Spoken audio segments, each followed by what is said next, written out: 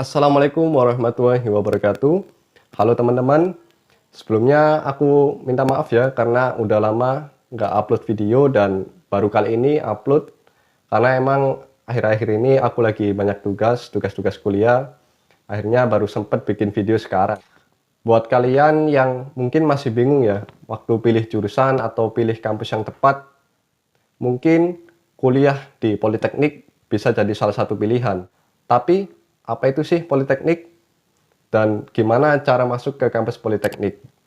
Kalau kalian punya pertanyaan seperti itu, kalian lagi ada di video yang tepat. Oke, mari kita bahas bareng.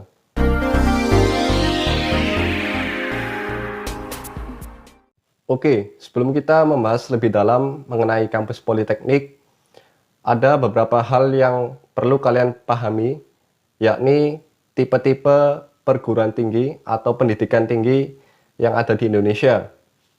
Jadi, tipe-tipe perguruan tinggi yang ada di Indonesia itu ada 5 teman-teman. Yang pertama itu ada universitas, yang kedua ada institut, yang ketiga ada politeknik, dan keempat ada akademi, dan yang kelima ada sekolah tinggi. Nah, dari kelima ini kita akan membahas 3, yakni universitas, institut, dan politeknik. Nah, bagian politeknik ini kita akan bahas lebih mendalam sesuai dengan tema video kali ini. Yang pertama adalah universitas. Pengertian ini saya ambil dari artikel rencanamu.id. Universitas terdiri dari sejumlah fakultas yang menyelenggarakan pendidikan akademik dan atau pendidikan vokasi dalam sejumlah ilmu pengetahuan, teknologi, atau seni. Jadi di universitas itu ada 2 pendidikan ya, ada pendidikan akademik dengan gelar S1, S2, dan S3, dan juga ada pendidikan vokasi dengan gelar D3 biasanya ya. Oke, seperti kita tahu sendiri ya, universitas seperti UI, UNER, UGM, UB, dan lain sebagainya itu, di setiap universitas kan biasanya banyak program studi ya, ada ilmu ekonomi, biasanya di Fakultas Ekonomi dan Bisnis, ilmu budaya, ilmu teknik, dan masih banyak lagi. Nah, sedangkan institut adalah institut terdiri atas sejumlah fakultas yang menyelenggarakan pendidikan akademik dan atau pendidikan vokasi dalam sejumlah ilmu pengetahuan, teknologi, dan seni. Seperti halnya ITB, ITS, IPB, ISI, Institut Seni Indonesia, dan ISBI. Nah, itu kan satu ilmu aja ya. Misal di ITS itu bidang ilmu alam ataupun keteknikan. Sedangkan di ISI, Institut Seni Indonesia, prodi-prodinya itu banyak tentang ilmu-ilmu seni. Itu adalah institut. Kemudian ini yang akan kita bahas lebih mendalam adalah politeknik. Jadi politeknik adalah sekolah tinggi yang hanya menyelenggarakan pendidikan vokasi. Jadi nggak menyelenggarakan pendidikan akademik seperti di universitas maupun institut. Pendidikan akademik ini bergelar S1 seperti yang saya sebutkan sebelumnya, bergelar S1, S2, dan S3. Tetapi di politeknik berbeda. Politeknik memiliki gelar diploma atau yang disingkat dengan huruf D yang bertingkat sama, yakni diploma 1, diploma 2, dan diploma 3. Jadi itu adalah politeknik. Nah, udah tahu kan teman-teman perbedaan antara universitas, institut, dan politeknik.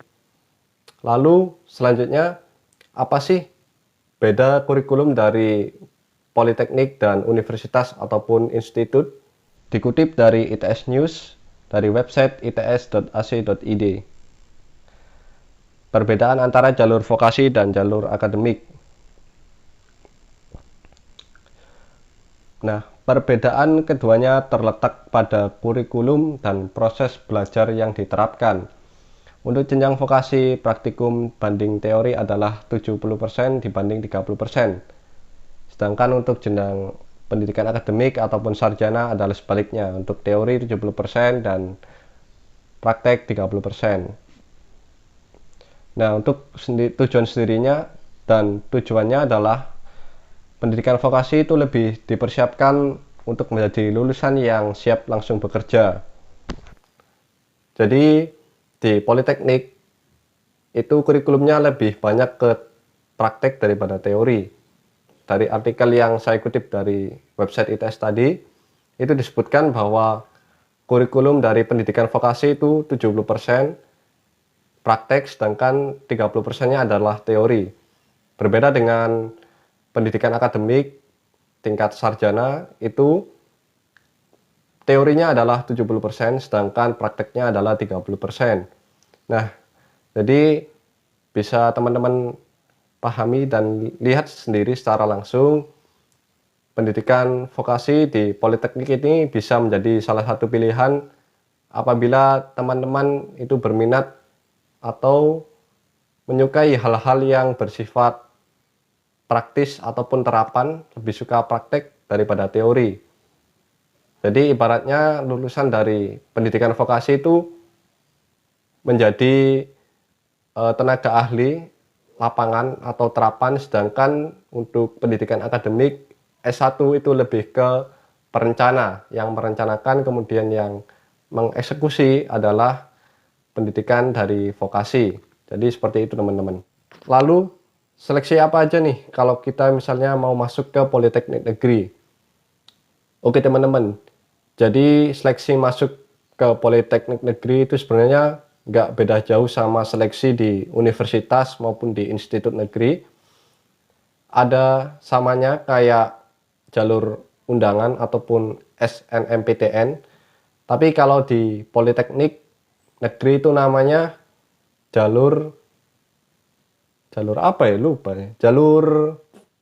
Oh ya ingat, kalau seleksi seperti SNMPTN tapi di Politeknik Negeri itu namanya PMDK-PN. Itu dulu ya namanya PMDK-PN, sedangkan tahun ini tuh namanya SNMPN, Seleksi Nasional Masuk Politeknik Negeri.